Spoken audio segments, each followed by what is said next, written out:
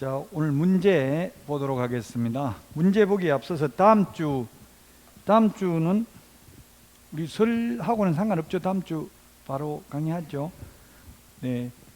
설날이 정식 명칭이죠. 뭐 구정, 신정 이런 거는 전두환 정부 때 쓰던 말이고요. 이중과세 때문에 지금은 설날이 정식 명칭입니다.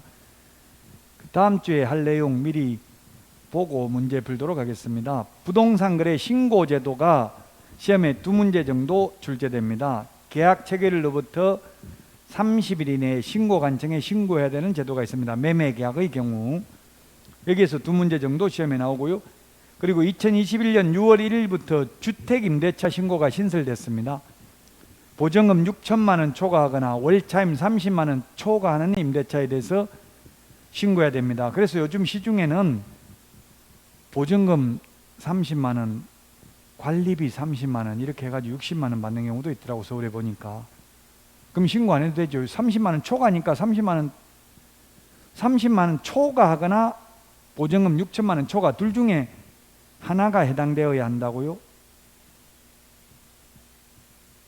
왜 그렇게 주인들이 두려워하냐면 이게 빅데이터가 축적되면 나중에 이걸 과세 자료로 활용할 수 있거든요. 임대소득세 이런 걸로. 정부에서는 임대소득세로 활용 안 한다고 하는데도 주인들은 불안한 거예요. 뭐 소득이 있는 곳에 세금이 있어야 되니까 사실은 이렇게 하는 게 맞죠. 지금 우리나라에서 제 친구도 지금 은퇴해가지고 원주에 어디 대학가 앞에 원룸 다가구 주택 지어가지고 임대사업을 하는데 1가구 1주택이면 다가구 주택 세금 한 푼도 안 내요. 임대소득세. 소득은 거의 800만 원이 넘는데 월세 수입이 19개. 그럼에도 불구하고 합법적으로 하나도 안 낸다고. 임대소득세를 1가구 1주택은 안 내죠. 좀 문제가 있는 것 같아요. 월급 받는 사람이 만약에 연봉 8천만 원 받으면 갑종 근로소득세 많이 내죠. 자, 그 다음에 외국인 등의 부동산 취득에 관한 특례. 특례라는 것은 특별한 예외입니다. 특별한 예외. 즉 우리나라 사람의 경우에는 매매만 부동산 거래 신고하는데 외국인의 경우 교환계약이나 증여계약도 특례, 특별한 예외에 의해서 외국인은 신고해야 된다는 이야기입니다. 여기서 1문제 정도 출제되고요. 토지거래 허가제가 2문제 정도 시험에 출제됩니다. 그래서 2문제, 3문제, 4문제, 6문제 정도 평균 출제되는데 작년에는 8문제가 출제됐어요. 무려 8문제가. 그래서 이 부동산 거래 신고 등에 관한 법률이 뭐 한 5문제 이상 출제되고요. 우리 공인중개사법이 30문제 내외로 출제됩니다. 그럼 공인중개사법하고 이 부동산 거래 신고 등에 관한 법률 합하면 2개를 합하면 약 35문제 정도 40문제 중에서 법령을 그래서 공부를 해야 고득점. 다음 주까지 한 것만 해도 35문제는 맞출 수 있다고요. 40문제 중에서. 다음 주 할 내용 미리 제목만 말씀드렸고요. 그러면 자, 오늘 했던 내용 문제 보도록 하겠습니다. 교육제도 시험에 반드시 출제된다고 했죠?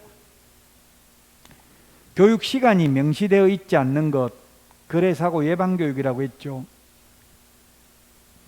그 다음에 교육 시간이 가장 짧은 게 직무교육 3시간 이상 4시간 이하, 연수교육은 12시간 이상 16시간 이하, 중개 실무교육은 28시간 이상 32시간 이하. 맞습니다. 5입니다. 5.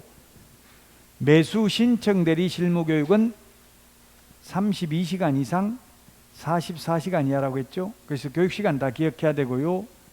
1번 5.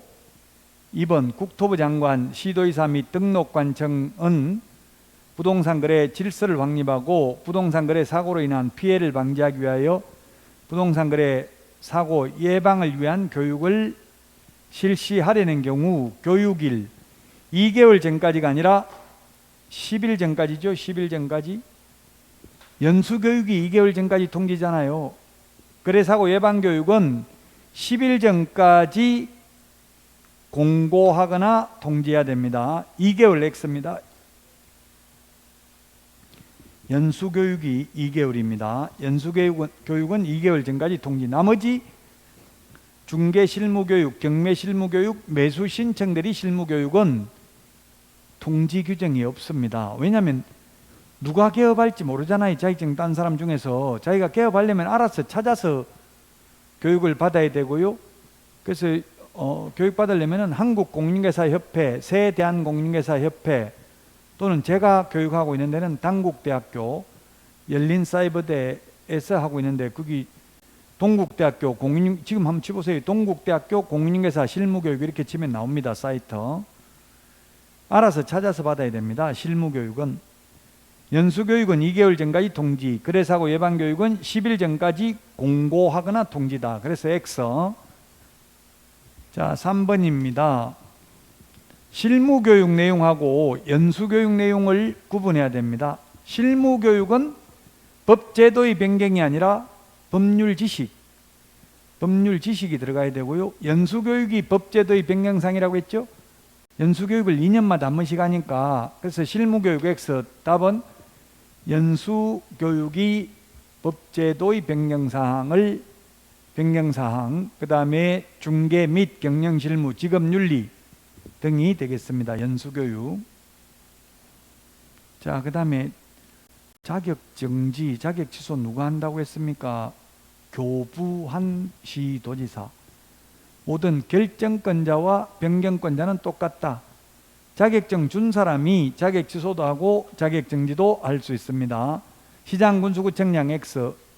교부한 시도지사. 기출문제 지문입니다.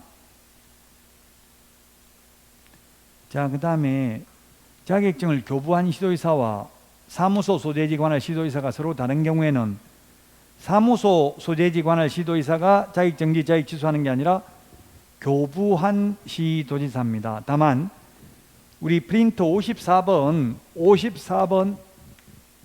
6번, 7번 맨 밑에 청문과 의견 진술기회 부여는 사무소 관할 시도지사입니다. 5번 X. 자, 6번에 보면 시도지사는 자격정지 처분은 보고하지 않고 자격 취소 처분의 경우만 5일 이내에 국토부 장관에게 보고하고 다른 시도지사에게 통지해야 되죠.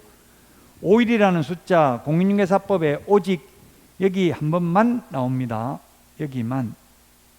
그래서 자격정지라고 해서 X입니다. 자격정지는 보고 규정도 없고 다른 시도지사에게 통지하는 규정도 없습니다. 오직 자격 취소만 5일 이내에 국토부 장관에게 보고하고 다른 시도지사에게 통지해야 된다. 자, 그 다음에 7번입니다. 확인 설명하지 않는 경우에는 500만 원 이하의 과태료입니다. 개업공개사는 잘못 설명한 경우. 소속공개사는 확인 설명을 안 해도 되는데 소속공개사가 확인 설명을 하면서 잘못 설명하거나 근거자료 제시 안 하면 자격정지입니다. 옛날에는 확인 설명하지 않는 경우에 업무정지했는데 지금 500만 원 이하의 과태료로 완화된 겁니까? 강화된 겁니까? 이게 2014년도에 원래는 업무정지했는데 지금은 500만 원 이하의 과태료입니다. 근데 개정 이후에 500만 원 이하의 과태료로 완화했다, 강화했다. 답이 뭘까요? 완화했다고 했어요, 규제를. 즉 6개월 업무정지 받는 것보다는 돈 500만 원 내는 게 더 가벼운 벌이라고요. 6개월 동안 월세 내면서 업무도 못하는 것보다 500만 원 이하의 과태료면 6개월 동안 한 건만 해도 500만 원 벌 수도 있잖아요, 예를 들면. 그래서 옛날에는 업무정지했는데 지금은 업무정지가 아니라 확인 설명하지 않거나 근거자료 제시 안 하면 500만 원 이하의 과태료. 소속 공인중개사는 자격정지 사유에 해당됩니다. 자, 그 다음에 이거는 지난주에 했던 내용 미리 하나 또 복습하려고 적어놨습니다. 중개보수 지급 시기는 약정이 있으면 약정에 따르고요, 약정이 없으면 거래대금 지급이 완료된 때입니다. 잔금 치러야 중개보수 받을 수 있다고요. 옛날에는 계약 승인만 되면 보수 받을 수 있었어요. 따라서 5입니다. 5. 8번은. 9번. 폐업 신고 전의 개업공개사에 대하여 위반 행위를 사유로 행한 행정처분의 효과는, 즉 업무정지 과태료 처분의 효과는 그 폐업일로부터가 아니라 처분일로부터, 폐업일이 아니라 처분일로부터 1년간 재등록한 개업공개사에게 승계됩니다. 폐업일로부터 X입니다. 그 앞에서 했잖아요. 예를 들면 아까 한 게 1월 1일 날 업무정지 처분을 받고 2월 1일 날 또다시 업무정지 처분 받고 폐업을 했다가 7월 1일 날 재등록을 해가지고 9월 1일 날 업무정지 처분에 해당되는 위반행위를 하면, 옛날 같으면 이 기간 폐업했기 때문에 새 출발, 그냥 업무정지 받으면 되는데, 지금은 이런 업무정지 과태료 처분의 효과는 그 처분일로부터 1년간 재등록한 개업공개사에게 정가 기록이 승계되니까 결국 폐업을 했음에도 불구하고 최근 1년 이내에 2회 이상 업무정지 처분을 받고 또다시 업무정지에 해당되는 위반행위를 한 것으로 보아서 등록을 취소해야 됩니다. 시험에 기출문제 이렇게 나왔습니다. 폐업일로부터가 아니라 처분일로부터 1년간 재등록한 개업공개사에게 승계된다. 자, 그 다음에 양벌규정입니다. 양쪽을 다 벌하는 게 양벌규정이라고 했습니다. 직원이 법 제48조 3년 이하의 징역이나 3천만 원 이하의 벌금, 49조 1년 이하의 징역이나 1천만 원 이하의 벌금에 해당되는 위반 행위를 한 경우에는 그 행위자를 벌한 외에 그 개업공개사에 대해서도 해당 조에 규정된 동일한 금액의 벌금이 아니라 해당 조에 규정된 벌금입니다. 동일한 해당 조에 규정된 벌금형이라고요. 직원이 1,000만 원 벌금을 선고받아도 사장은 1,000만 원 이하니까 100만 원 선고받을 수도 있다.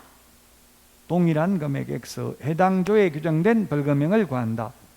다만 개업공개사가 그 위반 행위를 방지하기 위하여 상당한 주의와 감독을 게을리하지 아니한 경우는 그러하지 아니한다. 즉 과실이 없으면 양벌규정을 적용하지 않는다. 양벌규정은 행정형벌, 징역이나 벌금만 양벌규정이 적용되고 질서벌인 과태료는 양벌규정 적용되지 않습니다.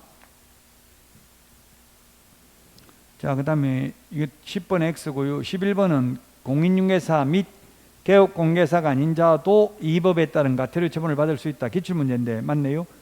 협회, 거래정보사업자, 정보, 통신, 서비스 제공자도 500만 원 이하의 과태료 받을 수 있습니다. 옵니다. 11번은.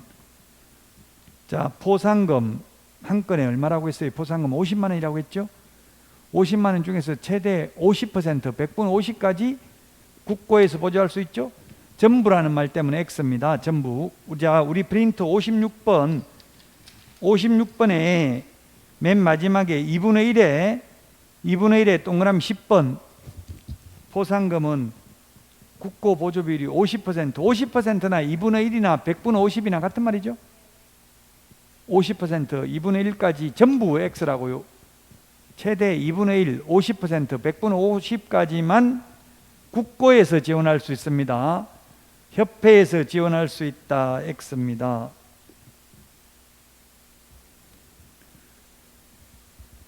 자, 그 다음에 폐업 후 중개업을 한 자를 신고한 경우 포상금 지급 대상이 된다. 온대요. 오.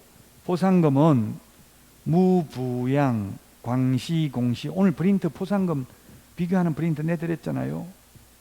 무부양.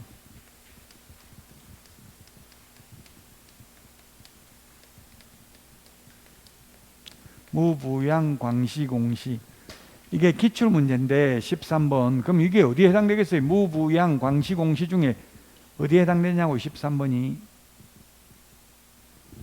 폐업을 한 후 중개업. 폐업한 후, 폐업했으면 등록을 한 자가 개업공개사고 폐업하면 등록 효력이 상실되잖아요.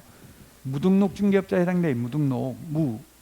무등록 중개업자에 해당되니까 보상금 지급 대상이다. 부정한 방법으로 등록, 양도되어 개업공개사가 아닌 자가 광고를 한 경우 개업공개사 등이 거짓으로 계약이 성립된 것처럼 꾸미는 등 시세에 부당한 영향을 미치는 행위를 한 경우 공동중개 제한, 누구든지 시세에 부당한 영향을 미치는 행위를 한 경우 무부양, 광시, 공시. 자, 13번 오고 14번 협회 창립총회에는 전국적으로 600명 이상이어야 되고요. 그 중에서 서울에 100명 이상, 광역시 및도에서 20명 이상이 참석해야 되죠. 이 숫자 시험에 출제됐다고요. 5입니다. 5. 15번 공제운영위원회는 둘 수 있다. X. 둔다. 첫 번째 주에 위원회 비교하는 거 프린트 내드렸는데 공인중개사 정책심의위원회는 국토부에 둘 수 있습니다. 그러나 공제운영위원회는 둔다. 19명 이내의 위원으로 구성하고 19명 중에 협회 회장하고 협회 임원은 3분의 1 미만이어야 한다. 재직위원 과반수 출석, 출석위원 과반수 찬성으로 의결합니다. 16번 19명 이하라고 했죠. 좀 전에 이야기했던 거 다시 나와 있네요. 맞습니다. 그리고 협회 관계자는 3분의 1 미만이어야 된다. 협회 회장하고 임원은 3분의 1 미만이어야 한다. 위원 될 수 있는 사람, 공제 관련 업무 5년 이상 유경험자 있었죠? 공제 관련 5년 이상 유경험자.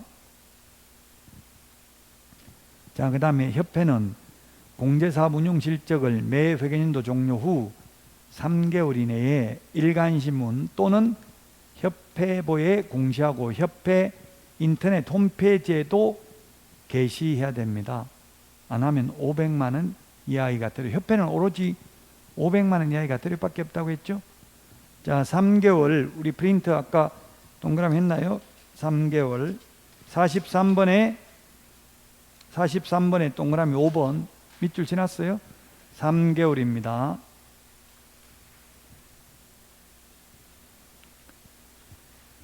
자, 그 다음에 18번입니다. 공제운영위원회 임기가 3년이라고 해서 X입니다. 2년이고요. 1회에 하나 연임할 수 있고 보궐위원회 임기는 전임자 임기의 남은 기간으로 합니다. 우리나라 대통령만 보궐선거에도 새로 임기 시작되고 나머지는 다 전임자 남은 기간입니다. 자, 우리 그 핵심 비교 정리 프린터 38번 맨 밑에 까만 별표 3개가 있는데 맨 밑에서 세 번째 줄 까만 별표 정책심의위원회는 연임 제한이 없습니다. 맨 마지막 별표 분쟁조정위원회 위원도 연임 제한이 없습니다.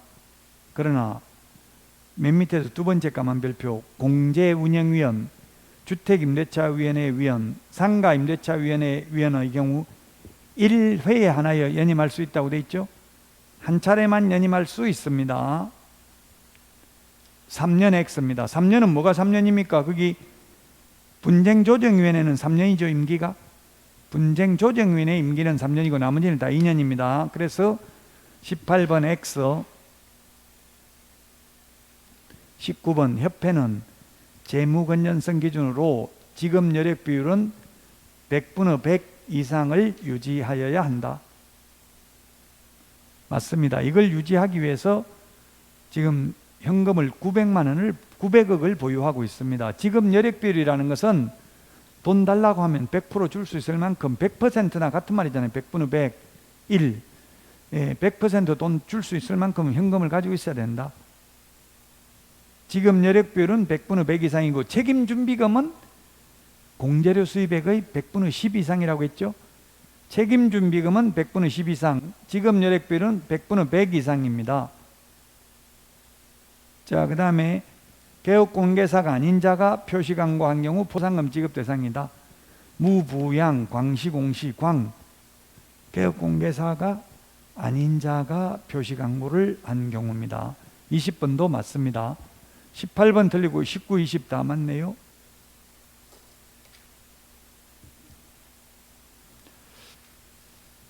이제 다음 주가 설날이네요. 설날은 여러분들이 1, 2차 같이 한다면 1차 민법 이런데 과목의 특징이 다 달라요. 그래서 민법이나 학계로는 공부하는데 시간도 많이 걸리고 잊어먹으려고 해도 시간이 많이 걸립니다. 그래서 민법 같은 거는 지금 공부해놔도 시험 볼 때까지 쉽게 잘 안 잊어먹어요. 근데 2차 과목 중에서 제 과목은 금방 이거 뭐 3년, 2년 이거 뭐 특별히 논리적으로 논리를 요하는 게 아니잖아요. 왜 3년인지 따질 필요가 없어요. 그냥 3년은 3년, 2년은 2년 숫자는 그대로 기억할 수밖에 없잖아요. 이건 돌아서면 잊어먹어요. 그러니까 지금 다 암기해봐야 소용도 없어요. 시험 볼 때까지만 알면 돼요. 그러니까 너무 급하게 생각하지 마시고 그냥 수업만 안 빠지고 들으시면 전부 다 제가 80점 이상 고득점 보장하겠습니다. 단 지각, 조퇴, 결석한 경우에는 그러하지 아니합니다. 수고 많이 하셨고요. 설 명절 잘 보내시고 새해 복 많이 받으십시오. 수고하셨습니다.